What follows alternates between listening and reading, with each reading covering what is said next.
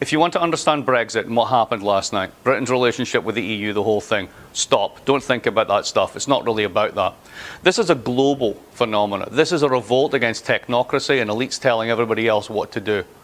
At the end of the day, for the past 20 years, 80% of the people have been told 80% of the time by the top 20% what to do, what to think, and what's good for them. Guess what? They've figured it out. The 20% needs to listen, because if they don't, they're going to find something out. The Hamptons is not a defensible position.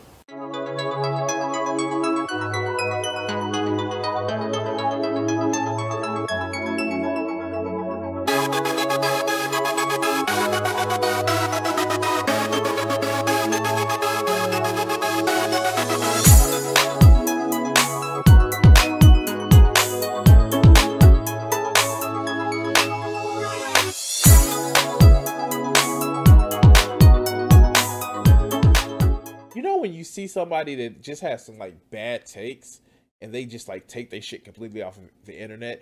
Do you know Prager U actually took that video that I did, that I responded to about Robert E. Lee? I think they took it off the internet because it was just such a bad fucking take. And I don't know, guys. It's just like, wow, like, do they not see the shit or not understand like they know people have access to the internet, like shit on YouTube, where of course the algorithm actually gets you to look down certain shit. But man, like Prager U, sometimes, dog, like we see your evidence online of the shit that you do or the shit that you say. Now, here's the thing. This is I want to say this is, yeah, okay. This is from November. And this is why I have an issue with Prager U, and I'm gonna be honest with you, because they use fear mongering. And it's a special type of fear mongering. They use a fear mongering of, ooh, you're gonna be called racist, and that's the worst thing in the world to be, while literally doing racist shit. Now, I don't know if you guys heard about the 1619 Project. The 1619 Project was talking about how one of the key factors that a lot of that led to, you know, some of the decisions for America becoming its own country and certain shit was racism. 1619 was the year of the first African slaves to the shores of America. And it's more of a theory, and it actually won award. I forget what the award was. It was a theory that, hey, because England was trying to phase out slavery and the U.S. wanted to keep its slaves, the U.S., you know, fought for independence. Not only just for that, but they also wanted to be masters of their own destiny and shit like that. But it was a power move, and part of that power move was keeping slaves. And it's been studied, and some evidence shows, some evidence against, but it's not been completely debunked. But we're going to have the great mind at Prager U actually debunk it. So let's hear it. Have you heard of the 1619 Project? It was published by the New York Times in August of 2019. It won the Pulitzer Prize for Commentary in 2020. Pulitzer Prize. Its thesis: the United States was founded in 1619 when the first slave was brought to North America. Now, and again, that's actually a little bit of argument at absurdum. We all know that the U.S. declared independence, declaration of war, in 1776. We know that. But what the 1619 Project was saying literally was that, hey, this is a start to let us down that path. So let's continue. Wait, that brings up some questions. What happened to 1776? To July 4th? The Declaration of Independence? George Washington, Thomas Jefferson, and James Madison? According to the... All of which hid slaves. Fuck. George Washington was a bastard. There was a law in New York that you have to free your slaves after 6 months, and every 6 months before he moved down to Mount Vernon, he would take his slaves outside the state, or is it New York or Philadelphia? I forget which one. But after and then bring them back to reset the clock. But yeah, yeah. The 1619 Project, the founding fathers pushed for all that life, liberty, and the pursuit of happiness stuff to. Except for the people that were slaves. Except for the people that were slaves. Shit, except for like women, except for the natives. Like, no, you was rich and you was white and you had land. Of course, life, liberty, and the pursuit of happiness. Except Thomas Paine. Thomas Paine was a proto-socialist or proto-communist, but he was a weird one because he wanted everybody to be free, but we couldn't have that shit. But let's continue. Protect their slave holdings. Independence from England, that was just a smokescreen. To them, everything that's wrong with America is tied to her original sin of slavery, from segregation to traffic jams. Yes, traffic jams. For the 1619. And again, and I'm gonna slow it down. I thought I would have to speed it up, but I'm gonna slow it down. This is literally not giving you the full context of it. Now, with the 1619 Project actually said that what you would see is more African Americans living in densely populated areas where they had to actually live close to the city center in order to be able to make it to different working jobs when we had a different type of economy. And they had that packed into housing because it's fucking true. I literally live in Chicago where it's such dense housing and traffic is so bad in some certain areas because, hey, you guess what? It's low income. It's cheap, densely populated areas because of racial inequalities. It's not like that in the suburbs, which I lived in for 10 years. But they're not going to tell you that part.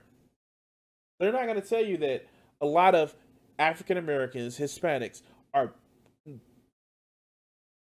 in areas where it's just densely populated because that's where public transportation was, or that was where the highways or the expressway were to actually get to jobs.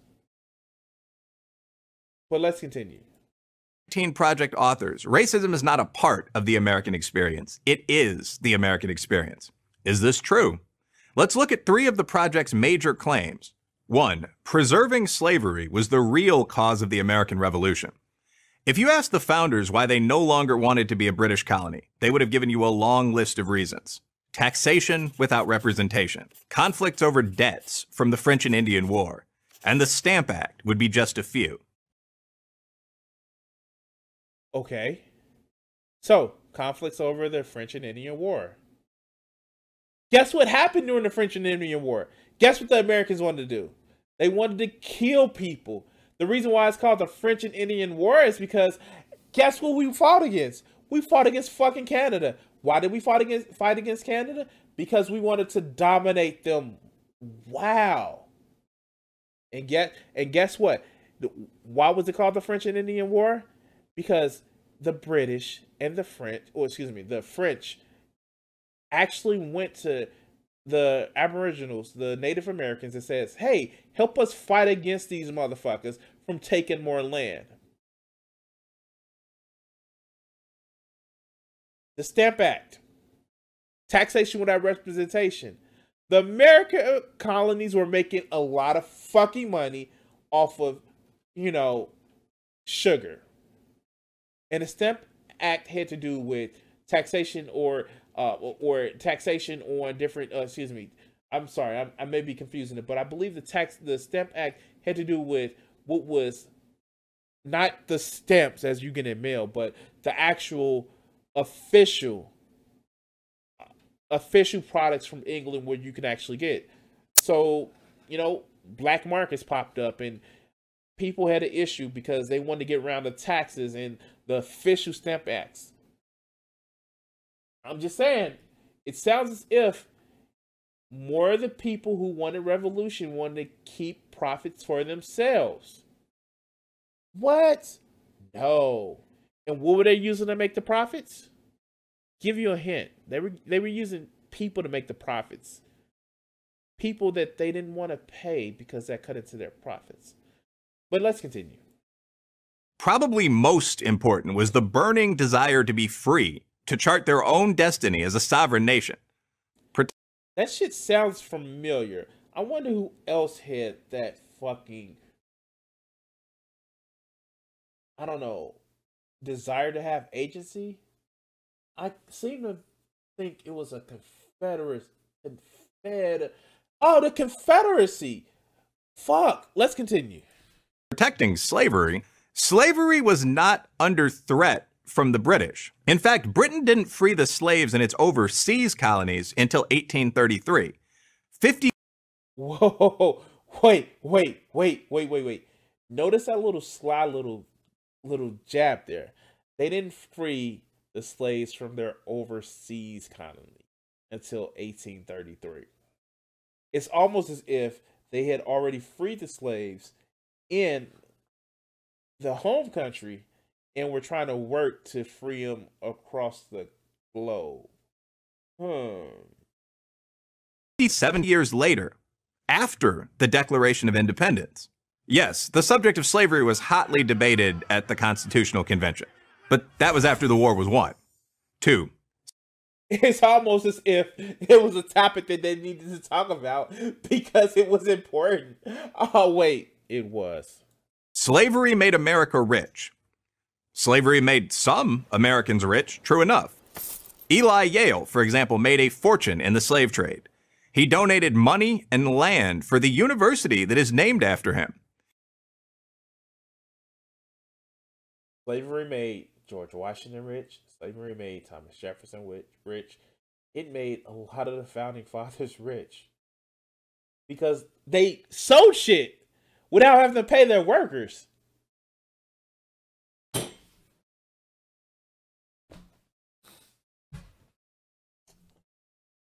Let's continue. But the institution of slavery didn't make America rich. In fact, the slave system badly slowed the economic development of half the country. As economist Thomas Sowell points out, Thomas Sowell is he was Candace Owens before Candace Owens actually existed. He's a student of Milton Friedman. I said, fuck this guy. And this whole thing of using this black economist who is okay with the subjugation of other people. He says this subjugation wasn't that bad. Fuck Thomas Sowell.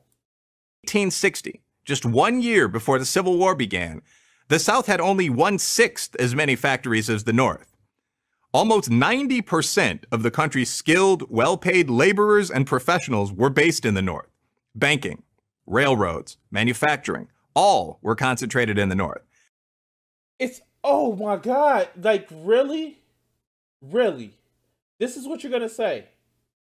But a lion's share of the raw materials that were used in the textile factories in the North were coming from the South. How the fuck do you think cotton actually was a thing? The lion's share of shit like sugar, cotton, all these profit crops were coming from the South.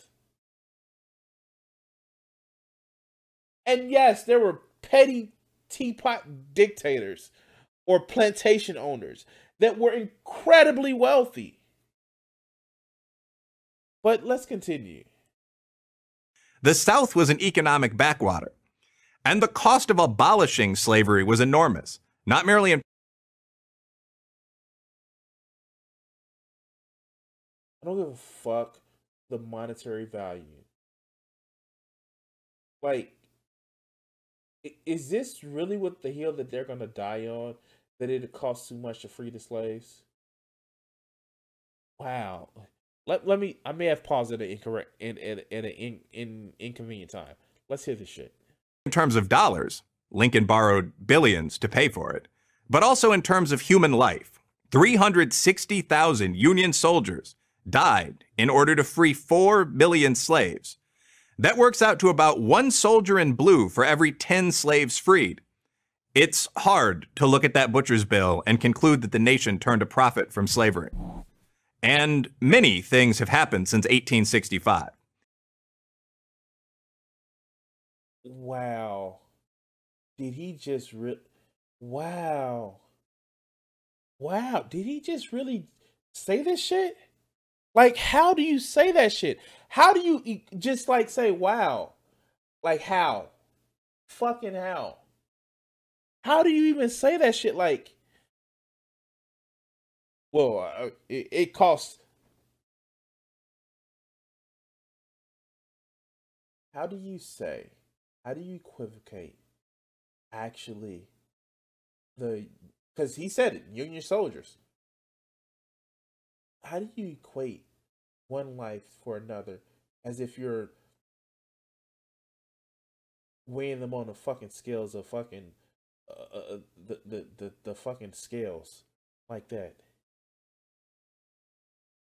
Guess what could have just happened? The South could have just freed the slaves and called it a fucking day.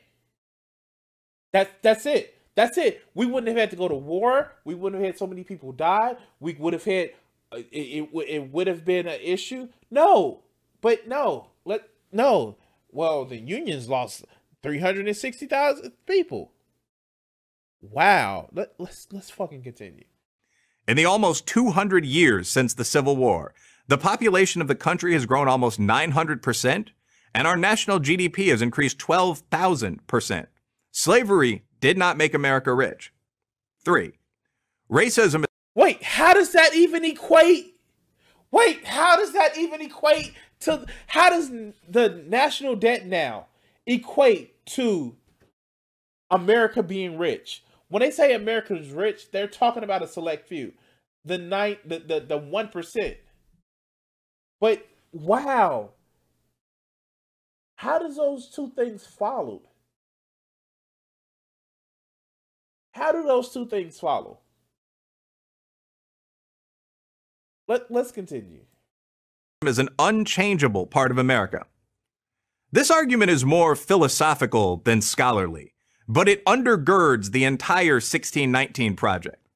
It's also pernicious because it suggests that the United States is an inherently racist country that can't overcome its flaws. I mean, like, I don't know about can't, but it will take a lot of motherfucking effort that a lot of people aren't willing to do. I'm just saying, it was founded on the extermination of a native population that was already here. Let's just fucking put it out there. The United States was founded on killing the Native Americans that were already here. That's just a thing. And it was built on the back of unpaid labor through slavery. And fostered in the belief in its infancy that white people are just great and everybody else deserves their place underneath them. So yeah, we would have to do a lot of motherfucking heavy lifting to change that perception. Can we do it with the right people? Maybe, but it will take some time. Yet that's exactly what it's done.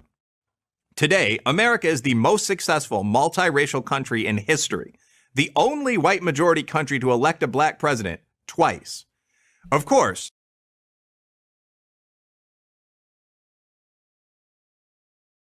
so racism over because Barack Obama got elected and reelected. Never mind, the person that followed him directly was a racist piece of shit. But racism over, right? We don't see color anymore. Except for when the colored people are running away from the police and we shoot them in the back. Or, walk into their car and we shoot them in the back. Or maybe pass off a fake $20 bill and we put our foot on their necks. No. Racism over, right? Right? Progress has not always been smooth. There have been terrible setbacks. But to compare American attitudes about there have been some terrible setbacks, but we did get better. Race today to America 100 years ago, let alone to 1619, is absurd. Here's a fact that should be better known. 2 million black Africans have come to America as legal immigrants from countries like Nigeria in the last 50 years and have become one of the most successful groups in the country. Oh my God. You know why? You know why? You know why? Because they already have money. If they can make the trip from an ocean away to America, it's because they already have money. These aren't the poor and huddled masses yearning to be free. These are people that have money. These are businessmen. These are doctors. These are lawyers that literally already have money, that are coming and are living in a country where they already have businesses set up. But fuck, let's continue. Why would these folks move to what is often called an evil, racist country? Because unlike many people lucky enough to be born here, they know that America is a land of opportunity for everyone. It's also only fair to note that while blacks have heroically fought for our rights, often against great odds, we haven't done it alone. A vast number of decent whites have also advanced the cause of racial equality. To cite, yeah, they're usually, people that also face racial inequality. Some of the people that have been the staunchest allies against racial injustice are our Jewish brothers and sisters. And not to shit on anybody who, yes, white people have helped because they've actually seen that, yes, fuck, being racist is shit. But there are a lot of people that are out there, at least, a few thousand, that would love to keep racism in its place. See Washington, D.C., Wednesday, January the 6th. One of countless examples. The U.S. Senate that passed the landmark Civil Rights Act in 1964 contained 98 whites and 2 men of color. And they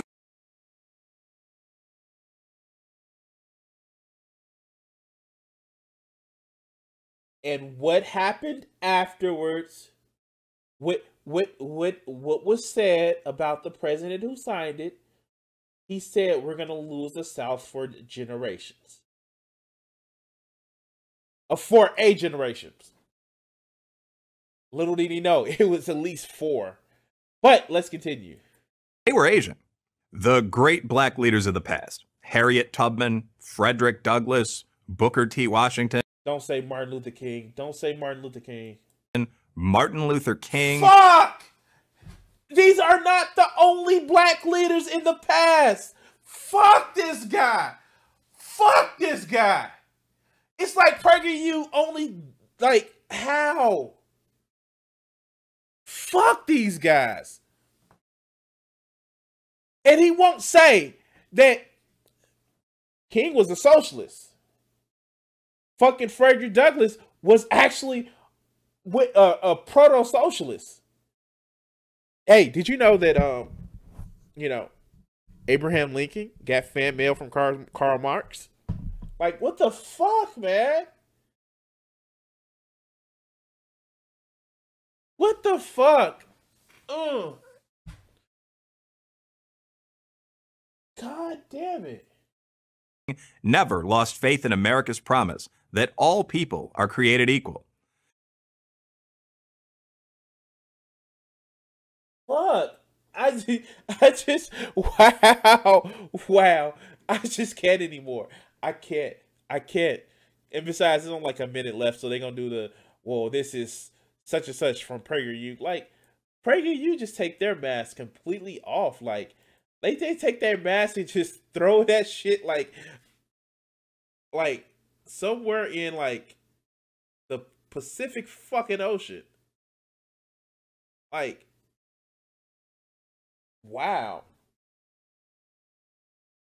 This shit is fucking hilarious. I just don't know anymore. Oh God, is it really this? Do they really need to beef up their audience so fucking much to think there's no such thing as racism? I wonder what their demographics of who watch their videos. Oh my god. Oh my god. Oh shit. Ooh, how you guys doing today? Thank you for sticking with me. And if you haven't done already, please like and subscribe or follow. If you're on YouTube, hit that little bell icon because that lets you know when I'm going live or drop a new video. I try to stream every Monday, Wednesday, and Friday. You may catch some streams of just gaming on Saturday and Sunday. Just thank you guys for watching. This shit is fucking crazy. I don't fucking know anymore. Ooh. Hey guys, this is me, Crimson60620, and if you ever want to actually get some great art and help support my channel, help support me, check out my merch page at streamlabs.com/Crimson60620/merch. Here you can actually find great pieces of art put on t-shirts, and it'll be updated frequently with a lot of my other art. So thank you for support, and please enjoy the video. Thanks.